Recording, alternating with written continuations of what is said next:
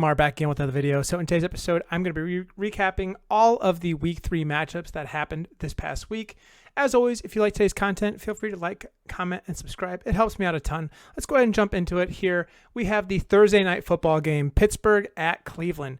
This was a highly anticipated game as it is a divisional rivalry here going on.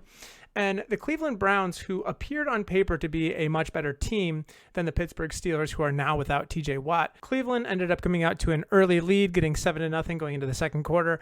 But at halftime, it was Pittsburgh who had the lead. They only had a lead by 1 point. I think the score was about 14-13 here. And then by the end of the game, it just really kind of fizzled out for the Pittsburgh Steelers, and Cleveland just never let up on the gas. Let's go ahead and take a look here. Mitch Trubisky, 20 for 32, 207, 0-0. A very Mitch Trubisky stat line if I've ever seen one. He was 2 for 7 on the ground with a touchdown, so he ended up saving a little bit of his fantasy week there. Najee Harris, 15 for 56 and a touchdown. 3.7 a carry, not exactly what you want to see, but Jaylen Warren was superb in the limited amount of times that he got to touch the ball, which would be 4 for 30, averaging 7.5 a carry. Really like to see that out of the backup. Najee Harris is kind of dealing with a little bit of an injury. He's not 100%. He's gonna continue playing and starting and stuff, but you cannot expect 100% Najee until after he has the bye week. So it could be some time before we get 100% Najee. Najee also 3 for 5 through the air. 3 receptions for 5 yards through the air. He made a lot of his fantasy relevance last year through air yards. So him only getting 3 receptions in this game just kind of it's kind of trending towards a dynamic shift outside of the Ben Roethlisberger era and into this new era of Trubisky. Looking over here at our receiving core, you have Deontay Johnson leading the way at 8 receptions for 84 yards. You love to see that, get him at the top of the scoreboard there in terms of the receiving attempts, averaging just over 10 a reception. Not great. I think I'd like to see that closer to like 14 or 15. That's being very optimistic. The fact that he's getting targeted at all in getting the receptions is definitely a step in the right direction. The big concern in this game was Pat Freiermuth. He only had 2 receptions for 41 yards. If you watch the game, he didn't get those receptions until the final drive of the game. So it was a very, very quiet game for Freiermuth. Something to monitor in the coming weeks. George Pickens, we've seen him get limited work, and that really didn't change here against the Cleveland Browns. I would have expected this passing game to be a little bit more effective when they were in a trailing game script. But that being said, Cleveland's defense is pretty awesome. So let's flip over to the Cleveland Browns side. So for the Cleveland Browns, you had Jacoby Brissett, 21 for 31, 220, and 2. Pretty good week, honestly, for Jacoby Brissett by his standards. Getting 2 touchdowns is tremendous. 3 for 11 on the ground as well. Nick Chubb, he has been the saving grace of this team. Nick Chubb, 23, 113, and 1, averaging just shy of 5 a carry. Love to see that out of the star running back. Kareem Hunt, 12 for 47. He had 2 opportunities to get into the end zone and just failed to do so on that final attempt. Nick Chubb went in and he scored the touchdown. So that's really could have been a 12 for 47 and 1, or 12 for 48, I guess, and 1. But Nick Chubb really could have been scoreless in this affair. So this could have flipped in either direction rather quickly. The fact that we saw Kareem Hunt get goal line work initially is definitely something we want to monitor. Nick Chubb scored 3 touchdowns last week, so I'm not too concerned there. Amari Cooper with his second straight 100-plus yard game. Love to see that out of the guy who is acquired in the offseason. 7 receptions, 101 and 1. 14.4 reception. Love to see it. Big game out of David Njoku, 9 for 89 and 1. So I saw something come through on the analyst board where it said that David Njoku is going to be very game script dependent. It's all about what type of coverage the defense is going to be throwing at the Cleveland Browns. So we are going to see a very roller coaster type of season when you're talking about David Njoku. I think I have very little confidence in him being a starter for the entire season for your fantasy team. It really is going to be game script dependent. So be very, very cautious whenever you play him. He is capable of these boom games, but he's also very capable of goose eggs. So be careful. Kareem Hunt, 3 for 14 through the air. Very, very quiet. Donovan Peoples-Jones, 1 for 10. I think it's okay to go ahead and drop him now. And that's going to wrap up for this game. So one other thing before I go ahead and cut out on the Cleveland Browns and the Steelers game, it was worth noting that I think it was yesterday, Myles Garrett was involved in a car crash. It's non-life-threatening injuries. I don't think that he's going to miss any time, but it's still really early on in the developing story part. So make sure that you go ahead and check out that news for the upcoming week on Cleveland. Next up, you had the in my opinion, really the game of the week. And a week that really had kind of a letdown for fantasy. You had Buffalo at Miami. Everyone really was really looking forward to this game. Miami just put on an absolute show last week against the Ravens. Tua passing for over 450 yards, had 6 total touchdowns on the day. Tyreek and Jalen Waddle both had over 300 yards receiving combined. So you love to see that. And Josh Allen's going to be bringing it all whenever he comes into town. So let's start on the Bills side. So the Bills lost this game 19-21. Josh Allen, 42 for 63, 402. 63 pass attempts from Josh Allen is something that you really cannot ignore. This team is going to pass the football a ton. Now, I will say that it's not all a lost cause for this running back room. Devin Singletary led receivers, actually. Their starting running back got 9 receptions for 78 yards and a touchdown. He was very involved in the passing game. We saw him get very involved at the end of last season in the passing game, and that's really where he had a lot of his fantasy relevance. I think that if they go ahead and continue down that script, you could see a higher fantasy output from Devin Singletary. The only caveat here is that the Buffalo Bills did lose this game, so we really don't know if they're going to try and stick to this type of a dynamic. I think that this was just a game that the Bills really were anticipating to win, and it didn't go that way, and so they kind of had to ad-lib this game. Josh Allen led rushing. He was 8 for 47. Really, the heat just kind of got to him, and I think that was really the moral of the story there. Flipping over to the receivers, you have Isaiah McKenzie, 7 for 76 and a touchdown. Nice to see him get involved again. I think that he's been that fill-in for the Cole Beasley and Emmanuel Sanders loss that they got this season, and he really has not disappointed thus far. Stephon Diggs, 7 for 74. You can't read too much into this. He ended up getting a little banged up in the game and had to leave, so I wouldn't read too much into it. The fact of the matter is he's been phenomenal up to this point. He's had over 120 receptions or 120 receiving yards in his first 2 games, and I think he's got a total of 4 touchdowns on the year. He's going to be fine. It's something to monitor on the injury part. I don't think that there's anything to be concerned about. He was questionable even whether or not he was going to come back into the game, so it doesn't sound too serious. James Cook, 4 for 37 out of the backfield, and Gabe Davis in his first game back, 3 for 37. Not really the output that you wanted to see in a negative game script here. And that's pretty much going to do it for the Bills side. One last thing is that Josh Allen on that final drive, he ended up smashing his hand into someone's helmet, so it's something that you need to monitor there. He didn't really look himself on that final drive, so it doesn't sound like it's going to be too serious. It doesn't sound like he's going to miss any time, but he was kind of demonstrating a little bit differently in the passing game. He was not his normal Josh Allen self. I think that he'll monitor it this weekend and he'll come back better than ever next week. On the Dolphins side, Tua Tagovailoa, 13 for 18, 186 and 1. Okay, so before we go ahead and talk too much about that performance, Tua Tagovailoa should have never even came back into the game. For those that did not see it, Tua suffered what looked like a pretty severe concussion in the game, left the game, and then came back after leaving. He really looked like a deer that just got hit by a semi, where he just got up, he just kind of wobbled a little bit, fell back down, got back up, fell back down again. He was out for the remainder of the quarter and then came back in and played again.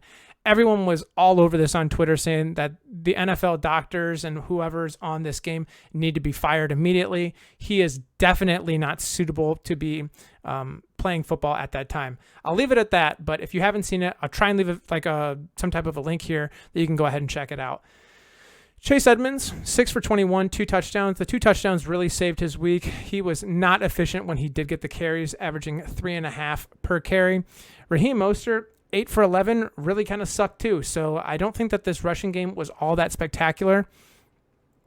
On the receiving side, 4 for 102, no touchdowns for Jalen Waddle. Tyreek Hill had a very, very quiet game following up his 191 yards, I want to say, last week. 2 for 33. You're going to have those boomer bust games from Tyreek. It's nice to see Jalen Waddle being that saving grace. very consistent type of a player moving forward. And I really don't know how the Dolphins squeak this one out. Given how different of the stat lines were for the Bills and the Dolphins, it really just seemed like the Bills were unable to put it into the end zone. Next up, you have Bengals at the Jets. Probably not going to spend too much time on this game. This was a very expected outcome. Bengals 27-12.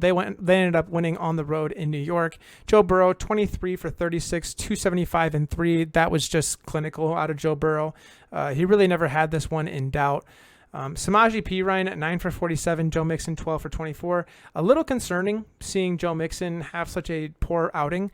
I don't know when he's going to get it going, but when he does get it going, I think it was the second half of last season where he really started getting into the end zone, and that's where he became a dominant factor at the running back position. If Joe Mixon continues these struggles, it's almost to the point where you might have to seek out trade opportunities with Joe Mixon. Tyler Boyd had his big game, 4 for 105 and 1. He's bound to have a couple of these a year, and he really didn't disappoint here in a game where T. Higgins was temporarily knocked out of the contest and then came back in. 5 for 93 out of T. Higgins. Jamar Chase, 6 for 21 and 1. Definitely a little bit of a slower start out of Jamar Chase, who was a highly touted wide receiver last year in his rookie season.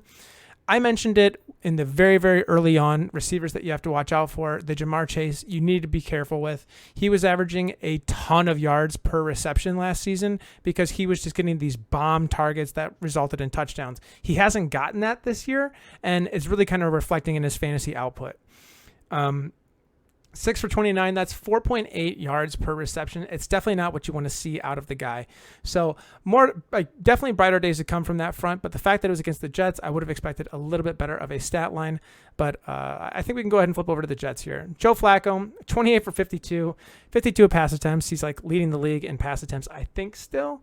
285 and 2 interceptions, no touchdowns. A very poor outing from Joe Flacco, who has been otherwise pretty decent in his first 2 weeks. Here in week 3, pretty bad. Michael Carter, 11 for 39.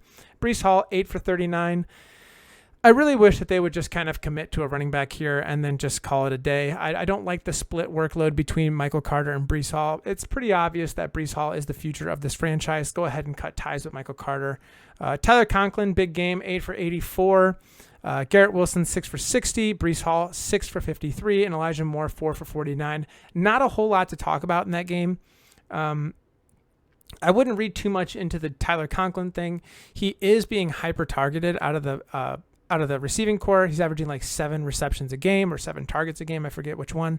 And he is very involved with Joe Flacco being the quarterback, but look how many attempts Joe Flacco has per game. It's pretty outrageous. It's already been announced that Zach Wilson's going to be the quarterback for week 4. We really don't know what to see. I would definitely go ahead and take Tyler Conklin if you can get him for the cheap on the waiver wire this week. Sit him on your bench. Wait for that next week and week 4. See what he does. If it's a positive game script for him, then I feel like you can be a little bit more confident in that moving forward. But the fact of the matter is Joe Flacco is a different quarterback, by leaps and bounds between him and Zach Wilson. Okay, so now we flip over to Vegas at Tennessee. This is a game where you had 2 0-2 teams going up against each other, both of which had made it to the playoffs last year. Tennessee was a number 1 seed. The Vegas Raiders had that crazy game against the Chargers in which Brandon Staley just went ahead and kind of threw the game for the Chargers, and the Vegas Raiders were able to sneak into the playoffs. So 0-2 start for both of these teams, both of which are looking for that first win of the season, and it really did turn out to be Tennessee's ball game. Tennessee was at halftime leading 24-10 in this contest, and then they failed to score in the second half, and they almost blew this. I think that if Matt Collins didn't have the game that he did have, this would have been a pretty ugly game for the Las Vegas Raiders. But nevertheless, Derek Carr, 26 for 44, 303, 2 and 1. Okay game from Derek Carr. I think that's a very Derek Carr stat line, though. 303 yards and 2 touchdowns and a pick. It doesn't really get more Derek Carr than that. Josh Jacobs, who was not supposed to play in this contest, early report came out in the week that he wasn't even traveling with the team. Saturday comes along and he's like, I'm getting on a plane. I'm going to Tennessee. Sunday morning comes along. I feel good. I'm going to go ahead and play. And then he goes 13 for 66, averaging just over 5 a carry. That's the best outing I've ever seen from a running back who is supposed to not even play.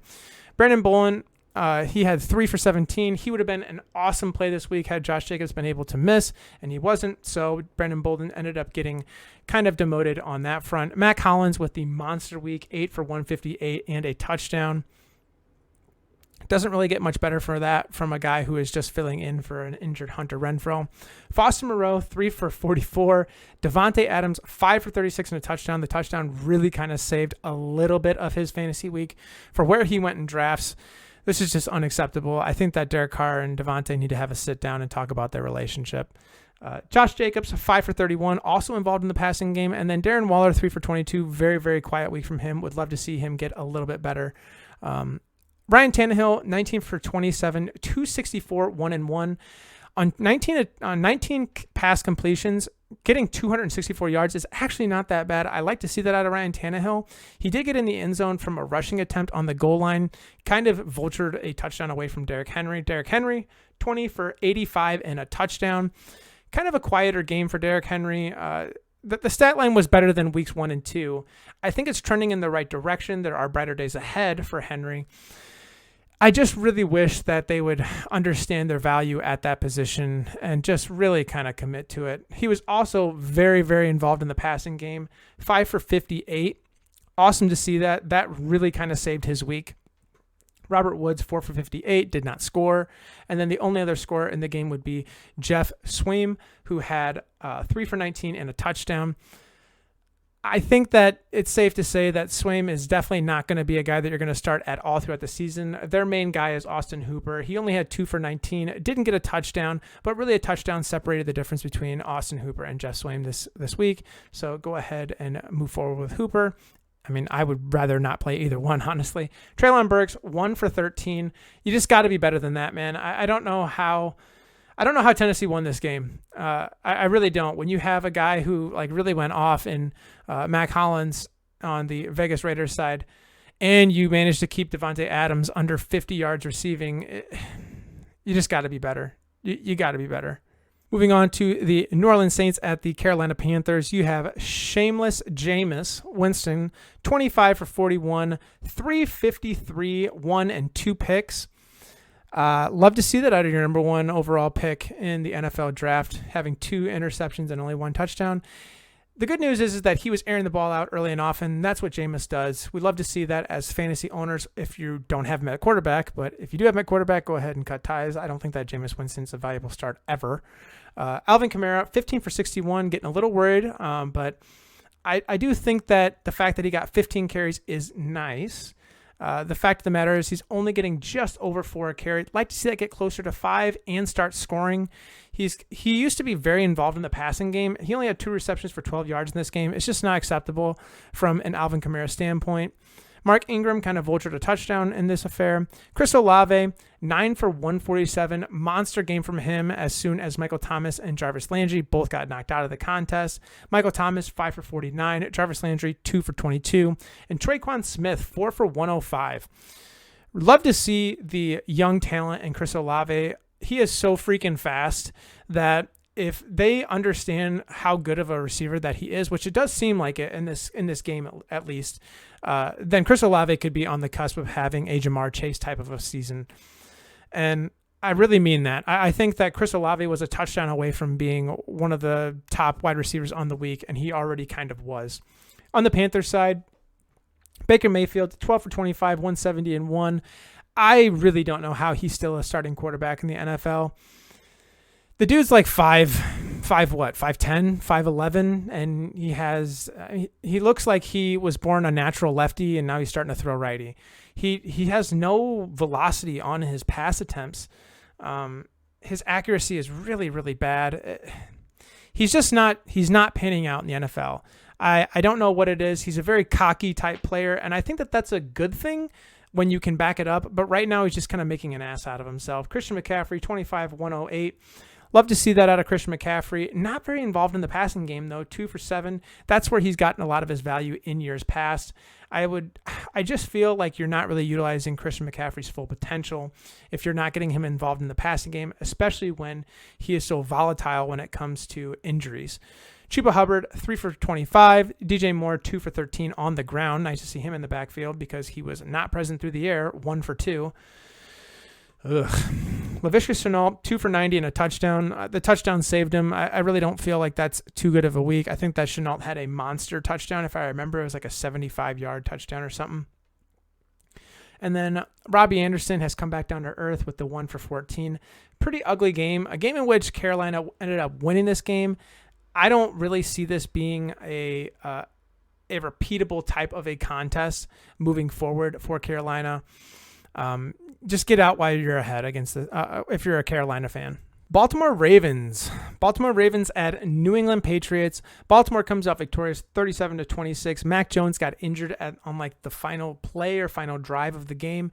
It looks pretty bad. The x-rays came back negative. He is getting MRIs either today or yesterday. I haven't seen the updated stats on whether or not he is going to be out and miss some time. It does sound like Brian Hoyer is going to be starting in next week's contest. So Damian Harris and Ramondre Stevenson owners, go ahead and start often. Lamar Jackson, 18 for 29, 218 through the air, 4 total touchdowns, a pick.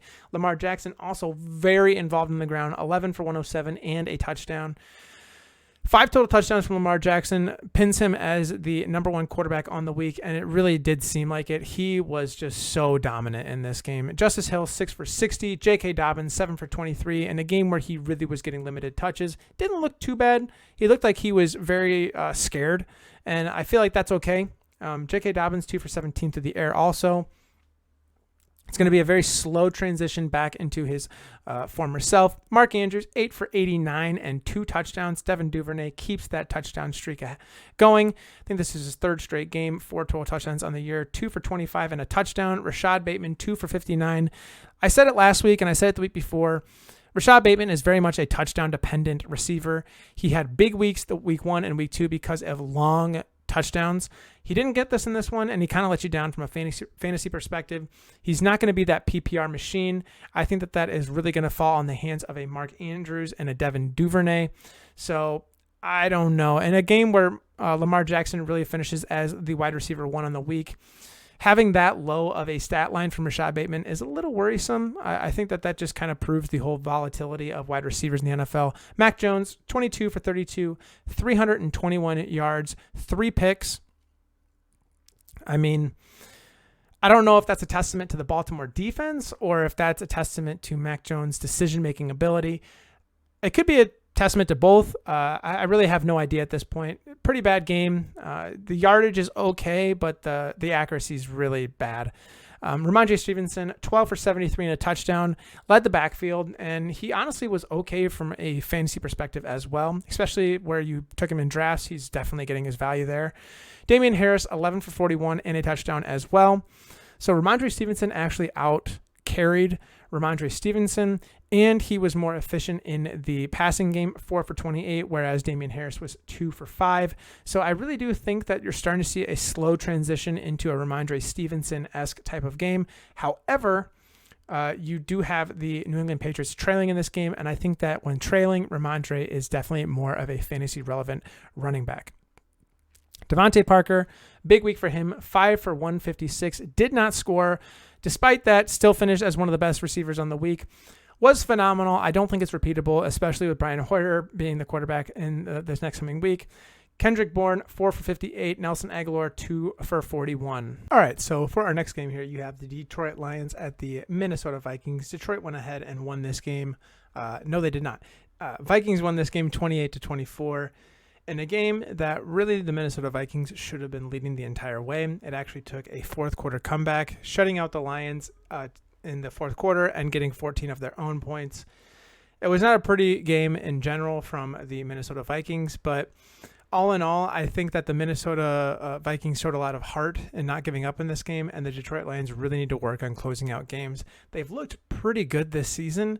I definitely think that they have brighter days ahead for them. And this is one of those games that's going to come back to haunt them later down the line. Okay, so Jared Goff, 25 for 41, 277, 1-1. It's an okay from a standpoint of like your average NFL quarterback, but from a Jared Goff perspective, after the start of the season that he had, this is definitely a cooling off period. We did see Amon-Ra St. Brown leave the game with an apparent injury.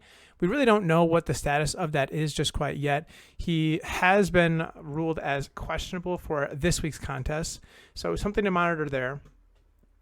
On the running back side, you had Jamal Williams, who ended up leading the backfield with 20 carries for 87 yards and 2 touchdowns, largely due to the fact that DeAndre Swift left with a shoulder injury. He's looking like he's not going to be back until after their bye week. So if you see Jamal Williams on waivers, he is going to be a huge pickup in the interim while DeAndre Swift is nursing back that injury. So Josh Reynolds led receivers. Like I mentioned, Amon-Ra St. Brown left early, but Josh Reynolds, 6 for 96 in the absence of Amon-Ra St. Brown. Really nice to see. DJ Chark, I think, is another really hot start, a really hot pickup on the waiver wire as well, if Amon-Ra does miss this week's contest. So 3 for 46 for DJ Chark, Jamal Williams, 2 for 20, also getting involved in the passing game. TJ Hawkinson with his first touchdown of the season, 3 for 18. And then DeAndre Swift, 3 for 15. It was really kind of shaping up to be one of DeAndre Swift's good games until he got hurt. So hated to see that. Flipping over to the Vikings side, you got Kirk Cousins, 24 for 41, 260 and 2. If it wasn't for the fourth quarter, Kirk Cousins probably has the worst game he's going to have all season. So it's something that they need to work on. I know that Kevin O'Connell is still figuring out how to manage all of his weapons in Minnesota. It seemed like they were firing on all cylinders in the opening week of the season against the Packers. They really need to get back to that. The fact of the matter is that Justin Jefferson played this whole game, 3 for 14 yards on a guy who got 184 yards and 2 or 3 touchdowns in week 1. Really inexcusable. I really don't have too much to say on that side. Dalvin Cook, 17 for 96 and 1. Definitely a very good showing from Dalvin Cook. The only thing is that Alexander Mattison is going to continue chewing away at the backfield. Got to see him get a little bit more involved here, 7 for 28 and a touchdown out of Madison. Dalvin Cook left the game with a dislocated shoulder. He will be wearing a shoulder device in this week's contest if he does decide to suit up. He has been dealing with a shoulder dislocation ever since high school, so it's nothing new for him. KJ Osborne, 5 for 73 and a touchdown, and Adam Thielen, 6 for 61 and a touchdown. I think this is going to be one of those outlier games where Justin Jefferson really wasn't that involved, and then he let the other 2 of the starting 3 wide receivers go ahead and have a good day. Irv Smith finally getting involved in the passing game, 2 for 32. Not necessarily what you want to see out of such a talent at him at the tight end position, but we'll take whatever we can get here. Next up, you have the Philadelphia Eagles at the Washington Commanders. Eagles won this game pretty handily, 24 to 8, sorry. 24 points were scored in the second quarter by the Eagles, and then 8 were scored in the fourth quarter by the Commanders. Really was no question who was going to take this game. Jalen Hurts was phenomenal. 22 for 35, 340 yards, 3 touchdowns, 9 for 20 on the ground as well. Miles Sanders, 15 for 46. Definitely one of the slower games from a standpoint of Miles Sanders owners. I think that there will be definitely better days ahead for him. After having, I think it was like 80 and 90 yards in weeks 1 and 2, cooled off really bad here in week 3. Now, I will say that I do think that the Eagles have a better matchup this coming week against the Jacksonville Jaguars, where I think Miles Sanders could definitely have a bounce back week. Over on the receiving core, Devonta Smith is really going to be the highlight of this game. 8 for 169 and a touchdown. He was on fire. He could not drop a single ball that was thrown to him. He was absolutely exceptional.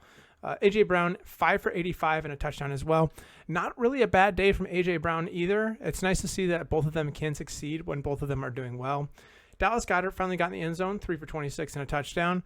And that's going to pretty much wrap up the Eagles side. Going over to the Commanders side, you have 25 for 43 and 211, 0-0 from Wentz. I would have expected a little bit more interceptions from Wentz in this game. It just really seemed like last week when the Philadelphia Eagles were playing against Kirk Cousins. Granted, Cousins was just throwing it aimlessly into the air. But the Eagles secondary really looked good. So I'm surprised that a quarterback like Carson Wentz was not throwing more interceptions, but nevertheless, Carson Wentz has been on fire to the start of the season. It's nice to see him kind of cool down and get back to his real roots. Antonio Gibson, 12 for 38 and a touchdown. Touchdown saved him. Other than that, he really did not do that well. Curtis Samuel, 3 for 13 through the backfield. Definitely like to see that. He really was not super present from a yardage perspective through the air. 7 for 48. Curtis Samuel failed to score in this matchup. The fact that he was able to get 10 opportunities in this game, and I think that he had a couple more targets that were thrown his way, but he wasn't able to haul in. I think that he's going to be just fine. Terry McLaurin, 6 for 102. Nice to see a big game finally out of Terry McLaurin. The only problem is he's so inconsistent. And Jahan Dotson, 2 for 10. Another guy that had a very strong start to the season, kind of cooling off. J.D. McKissick was catching a lot of passes out of the backfield, but this was kind of a negative game script. 6 for 32. So I really don't know what to make of this Washington Commanders team, especially when Brian Robinson inevitably comes back into the picture here. For the time being, I think that you kind of have to ride the hot hand of Curtis Samuel and Terry McLaurin, even getting like a Jahan Dotson and a Carson Wentz as like a streaming quarterback. I really don't see that there's too many weapons on this team worth starting as like a number one outside of potentially a Terry McLaurin. Now we make our way to Lucas Oil Stadium, where the Kansas City Chiefs were visiting the Indianapolis Colts. Kansas City lost this game in the shocker of the week, 17-20. Colts were able to get their first victory on the season, now having a record of 1-1-1. Patrick Mahomes, 20 for 35, 262, 1-1. This was a game where he really failed to get the ball moving. It seemed like their punter was on the field a ton, and that Indianapolis' defense came to play after being really embarrassed last week against Jacksonville. Mahomes, 4 for 26 on the ground, led all of the running backs. Clyde Edwards-Helaire, 7 for 0 yards and a touchdown. Hey, man, I don't know. Jerick McKinnon, 7 for 20 on the ground. Jerick McKinnon also through the air, 0 for 0. So we definitely saw a cooling off game from Jerick McKinnon. Juju Smith-Schuster, 5 for 89, failed to get in the end zone. Travis Kelce, 4 for 58 and a touchdown. Touchdown really saved him. Otherwise, this was a very average outing from a tight end. And MVS, 4 for 48, did not score. And Clyde Edwards-Helaire, 5 for 39. Flipping over to the Colts side, Matt Ryan, 27 for 37, 2-2-2-0. If you can go ahead and follow what I just said. Matt Ryan looked better in this contest. Still not great, man. Whenever you have 27 pass completions, you really want to see this number be way higher than 222 yards. The fact that he was efficient in getting 2 touchdowns and no interceptions is very good. That being said, Jonathan Taylor, 21 for 71. Really kind of a slow start for the leading rushing leader last season. So I think that he's going to be just fine. He's got some really good matchups ahead of him. But for the time being, it's a little worrisome. 21 carries for 71 yards, 3.5 a carry is not what you want out of him. That's not what you drafted for him. Michael Pittman Jr., 8 for 72. Nice to see him in his return back from the injury. He looks like he's going to be just fine as well. Matt Ryan is definitely hyper-targeting him. He is going to be the bell cow on this team outside of Jonathan Taylor. Alec Pierce, 3 for 61. Really nice to see him getting involved again. Nyheim Hines, 5 for 23 out of the backfield, and Jonathan Taylor, 3 for 20. Houston at Chicago, in what was probably the most boring game played this past weekend. Houston lost 20-23 on a game-ending field goal by the Chicago Bears. So Chicago Bears able to squeak out a win at a record of 2-1. Houston still winless on the season. Davis Mills, 20 for 32, 245, 1 touchdown and 2 interceptions. Not a great game from a guy who has done a lot better in his career so far. I think that the Chicago defense at home was a little daunting of a matchup for him. I really do think that Davis Mills is a better quarterback than what he's being given credit for. That being said, this stat line is kind of telling me something different, at least for a 1-week sample size. Dameon Pierce, 20 for 80, averaging 4 a carry and a touchdown. It's really nice to see that the Houston Texans are figuring out their offense. Rex Burkhead, 3 for 9. Rex Burkhead was the guy who was really kind of vulturing all of those carries away from Dameon Pierce, but Dameon Pierce is going to be the guy for this team. You have to understand where the talent is. That's why you drafted a player of his caliber. Chris Moore led receiving. I really don't even know who that is. 3 for 63. Nico Collins, 2 for 41. Big one here is Braden Cooks, 2 for 22. Really not a great showing from Braden Cooks. Better days ahead for certain. Damian Pierce, 2 for 21, also getting involved in the passing game. Love to see it out of the rookie. Justin Fields, 8 for 17, 106, 0, and 2 interceptions. I mean, this is embarrassing if you are a Chicago Bears fan.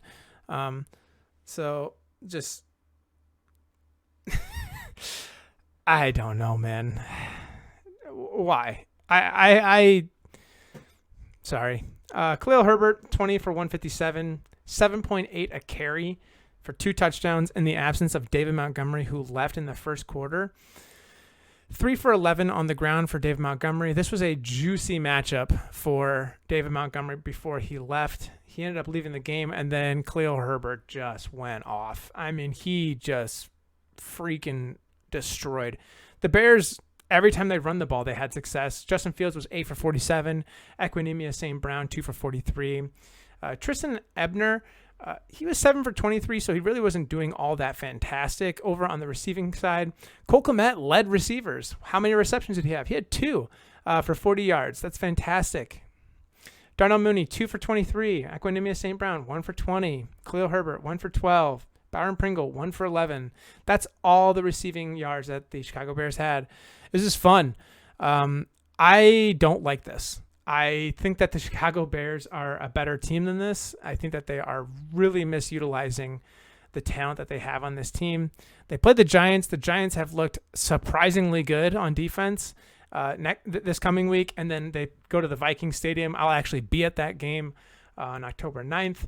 Really excited for it. I think the Vikings are going to absolutely destroy us, but I mean, they better if Minnesota loses this game, I don't know what you say about Minnesota, because the Bears having 106 passing yards, yeesh. Next up, you have probably the biggest upset of the entire week. The Jacksonville Jaguars absolutely dominating the Chargers at Los Angeles. 38-10, Jaguars won. Los Angeles now finds themselves at 1-2 on the season. Not the start that they wanted. I know that Justin Herbert is kind of like dealing with his fractured rib cartilage, and that's a big blow to their offense, obviously. Trevor Lawrence, 28 for 39, 262, 3 touchdowns. The guy was outstanding. I saw this really just super bad comparison, but it was just like a complete one-off comparison. They had like Peyton Manning and Trevor Lawrence through the first 9 road games. Both of them were 0-9. Their first road win was in week 3 against the Chargers, like for both of them. And everyone was like, dude, no. I know it's really early to say, but I mean, let's be a little realistic here. Trevor Lawrence, 28 for 39, 262, and 3 touchdowns. James Robinson, 17 for 100 and 1 touchdown. James Robinson really is a one big play type of a person per game, where he really brings that average per rushing attempt up. I think he had like a 50-yard rushing touchdown this week, getting his average to 5.9 a carry. If you didn't watch the game, that's a very deceiving number. But he's done it every week, so maybe it's just a consistent thing that he's finding a hole per game. Travis Etienne, 13 for 45, failed to get in the end zone on the ground and through the air, 3 for 30 through the air. Zay Jones, 10 for 85 and a touchdown. Christian Kirk, 6 for 72 and a touchdown. Marvin Jones, 4 for 33 and a touchdown. So all 3 of the receivers for the Jacksonville Jaguars all getting involved. I really think that Zay Jones is going to be a guy that's going to go on waivers this week. Christian Kirk, I thought he was actually going to have a down week this week, and he's kind of proven the fact that he's independent of who he's going up against. So I really do think that this Jaguars team is figuring this out, and Doug Peterson knows what he's doing when it comes to the coaching position. Justin Herbert, 25 for 45, 297, 1-1. Not a good game. I think that a lot of Chargers fans are probably out there going like, if this is the Justin Herbert that was going to show up, or at least the Los Angeles Chargers team that was going to show up, they should have just sat him, because this is pretty bad. Sony Michel, 5 for 22 on the ground, led rushing. Just horrible. Austin Eckler, 4 for 5 on the ground, averaging 1.2 a carry. That's not the guy that you drafted. So I don't know who Austin Eckler is trying to emulate, but he needs to stop. Josh Palmer led receivers, 6 for 99, did not score. Mike Williams, 1 for 15 and 1 touchdown. The touchdown saved his week barely. After having a monster week in week 2, he comes back with his old reliable self. Mike Williams might be the most inconsistent fantasy player on the face of the earth. We really have no idea what to expect. Gerald Everett also had a bad week, 2 for 25. And then Austin Eckler through the air, 8 for 48.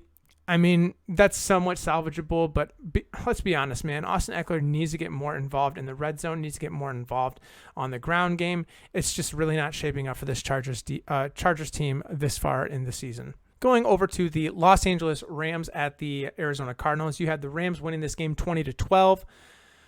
I mean, kind of a dud game for being two high-powered offenses. You have Matt Stafford, 18 for 25, 249, did not get a single passing touchdown, despite Allen Robinson literally having a ball go straight through his hands on the goal line. So really kind of independent, and the only touchdown that was the only 2 touchdowns that the Rams did score were both on the ground, one of which was by Cooper Kupp. Cooper Kupp had a very quiet game through the air, 4 for 44 by Cooper Kupp standards. Ben Skoranek actually led receivers at 4 for 66. Tyler Higbee, 4 for 61. It was a really tough game. It was one that you love to see the Rams win because if they lose this game, there's going to be a lot of question marks going on. Cam Akers, 12 for 61. He actually looked pretty decent in this game. Better than usual. Darrell Henderson, 4 for 17. It's pretty bad. But this was a game script where I think that at one point it's 13-6, and then in the next quarter it just keeps getting further and further out of reach for the Cardinals. I'm surprised they didn't try and ground play the game a little bit more. But to each their own. Kyler Murray, 37 for 58, 314, did not throw a touchdown, did not throw an interception. Really bad game for him, especially in the fact that he only had 2 carries for 8 yards. That's really where you get a lot of the value when you start Kyler Murray, and this just was not it. James Conner, 13 for 39. He's just not really the player that he was last season, at least thus far. I think that he's kind of on the cusp of losing a job at this point. He just needs to be better. Marquise Brown was one of the best players in the week, having 14 receptions for 140 yards. Really not good yardage based on how many receptions he had. But the matter of the fact is he got connections with Kyler Murray. It's a step in the right direction. I think that this is just the start of a NFL relationship outside of their college experience together. Greg Dortch, 9 for 80. I think Greg Dortch is going to be just fine. He's been involved in every single week as a rookie. I think that he is going to be one of those sneaky guys that could help you win on a week-by-week cadence as like the star players go down to injuries and stuff. Very, very good. Zach Ertz, 6 for 45. James Conner, 3 for 18. And that's going to wrap up this game. Okay, the Rodgers versus Brady game. Rodgers actually comes out victorious here on the road in Tampa, 14-12. Really kind of a bizarre game where you have the Devontae Adams-less Packer team, like the new look team, going up against the receiver-less Tampa Bay Buccaneers team. I mean, in a game that could have been just like a barn burner, really wasn't. You had 2 really good defenses against 2 offenses that were really, really hurting due to injuries. Aaron Rodgers, 27 for 35, 255, 2 touchdowns, and 1 interception. Aaron Jones, 12 for 36. Really bad game on the ground. A.J. Dillon, 12 for 32. Rushing has not been their strong suit. Aaron Jones has had a couple of good games this season from like a scoring perspective, but his yardage really is kind of down from Aaron Jones standards. Romeo Doubs, really nice to see him getting involved, 8 for 73 and a touchdown. He really did look like the wide receiver 1 on this team thus far. Allen Robinson, 4 for 45 and a touchdown. Randall Cobb, who was questionable to be out in this game with an injury, actually played, 2 for 57. Not great, but Robert Tonyan, 6 for 37. You love to see that Aaron Rodgers is targeting Robert Tonyan. I think that a touchdown is coming very, very soon for him. So if you have him in the next week, go ahead and play him. Tom Brady, 31 for 42, 271, and a touchdown. Did not throw an interception. Very low game for Tom Brady. Like I mentioned, there's just really no receivers that were healthy in this game, and Tom Brady was just lacking that true number one. Leonard Fournette, 12 for 35. Really disappointed. I thought that he was going to have a much better game than this. 5 for 35 through the air. Helped out a little bit, but the fact of the matter is he only had 70 total yards from scrimmage, and that's just not acceptable. Russell Gage, 12 for 87 and a touchdown. Okay. This is going to be an outlier game. You got Mike Evans coming back. You have Julio Jones who will be back. You're going to get Chris Godwin back soon. You're going to see some of these guys really kind of fall off. Cameron Brate, 5 for 52. Brashad Perryman, 3 for 44. And Cole Beasley, 3 for 12. Cole Beasley has some nice receptions, but from a standpoint of like fantasy wise, he really wasn't doing much for the team. We got the Falcons at the Seahawks, and the Falcons go ahead and win on the road here, 27-23. You got Marcus Mariota, 13 for 20, 229, 1-1. Cordell Patterson was one of the best players on the week at 17 carries for 141 yards and a touchdown. I don't really think that he had too many like big rushing plays. He was just averaging so many rushing yards per attempt. He was on fire. Tyler Algier and the fill-in work was 6 for 25. Marcus Mariota also vultured a touchdown. He got into the end zone on the ground as well. Kyle Pitts, 5 for 87, taking a huge step in the right direction now after a very slow start to the 2022 season. Drake London, 3 for 54 and a touchdown. Very consistent, has a nose for the end zone. I think that he is going to be a saving grace for this team. Geno Smith, 32 for 44, 325, 2 touchdowns and an interception. Really not bad. I mean, he's done a lot better in his role as the Seahawks quarterback than a lot maybe have anticipated. They are 1-2 on the season so far, but honestly, I mean, they lost Jamal Adams as a safety in week 1. That's a big blow to their defense. I really don't think that the Seahawks team is all that bad. Rashad Penny, 14 for 66, did not score in the game. And then through the air, he had 1 for 3. It's getting pretty close to having a true cut over into the Kenneth Walker. Kenneth Walker was 3 for 19. Still trying to ease him back into the offense. 3 for 14 through the air for him. Tyler Lockett, 9 for 76. DK Metcalf, 5 for 64 and a touchdown. And then Will Dissly, 3 for 34 through the air and a touchdown.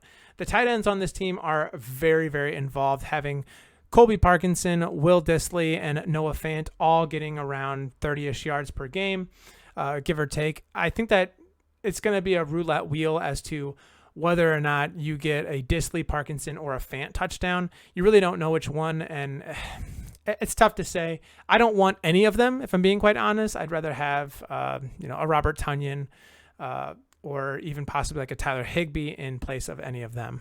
We got the 49ers at the Denver Broncos in an absolute snoozer of a Sunday night football game. I don't know what's going on with these teams, man. Jimmy Garoppolo filling in for the injured Trey Lance. Jimmy Garoppolo, 18 for 29, 211, 1-1.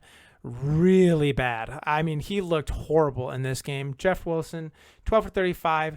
Actually was having a decent game until his fumble that kind of sealed the deal in this game. Deebo Samuel, 5 for 73 and 5 for 6 on the ground. 5 for 73 through the air. Brandon Ayuk, 3 for 39 and a touchdown. The touchdown really saved him. Jeff Wilson, 3 for 31 through the air. And then George Kittle, 4 for 28. Definitely an easing back into playing for George Kittle, so I think that he's going to be just fine. Just give him a little bit. Russell Wilson, I think it's time to cut ties with. 20 for 33 and 184 yards. Passing, did not throw a touchdown, did not throw an interception. 6 for 17 on the ground. Javonte Williams, 15 for 58, did not score. Melvin Gordon, 12 for 26 and a touchdown, was able to score. Cortland Sutton was a very good piece of this offense, 8 for 97. I think that he was a touchdown away from being one of the better wide receivers on the week. Melvin Gordon, 5 for 29 through the air. Jerry Jeudy had a very, very quiet week here and 2 for 17. And then Jamal Williams, 3 for 2. Now, Jamal Williams did have a rather long catch and run called back due to a penalty flag. And I think that if he does that, then he has a much better stat line. For our final game of the week here, we have the Dallas Cowboys at the New York Giants. I got to be honest with you, I loved watching this game. It didn't feel all that good up until halftime. And then after halftime, it was like, okay, we're playing football. We have to go ahead and not go out there and play. So the second half was definitely better than the first half. But Cooper Rush, man, Cooper Rush is actually not that bad of a quarterback. 21 for 31, 215 yards and a touchdown. The stat line looks pretty tough, but he was playing against the New York Giants defense, who's definitely been all right thus far. And he looks so poised in the pocket. He looks way better than Dak Prescott ever looked. And I think that they kind of got themselves a little bit of a saving grace for this offense here. Tony Pollard, 13 for 105. Ezekiel Elliott, 15 for 73 and a touchdown. The touchdown saved him. Tony Pollard really was kind of dominating in this game on the running and rushing, but Ezekiel Elliott getting into the end zone really kind of saved his fantasy owner's sanity. CeeDee Lamb, 8 for 87 and a touchdown. He was a long reception away from having a monster week, just literally hit him in the hands and it dropped.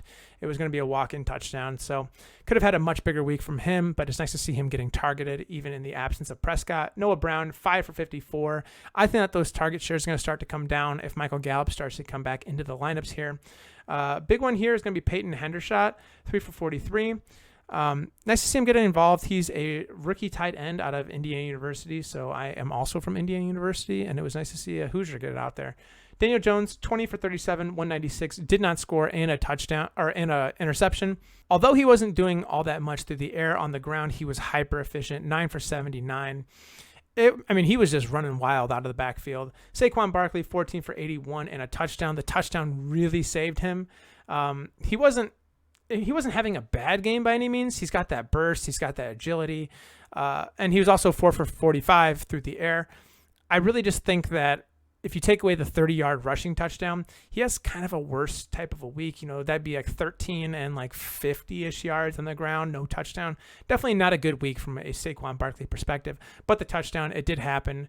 You love to see it, and he's capable of big plays on a week in and week out basis. Sterling Shepard out for the season with a torn ACL on the last play of the game. 5 for 49 through the air, was looking really, really good. Daniel Bellinger, 4 for 40. Richie James, 4 for 36. And that is going to do it for today's episode. As always, if you like today's content, feel free to like, comment, subscribe. Helps me out a ton. But I'll catch you in the next one. See you.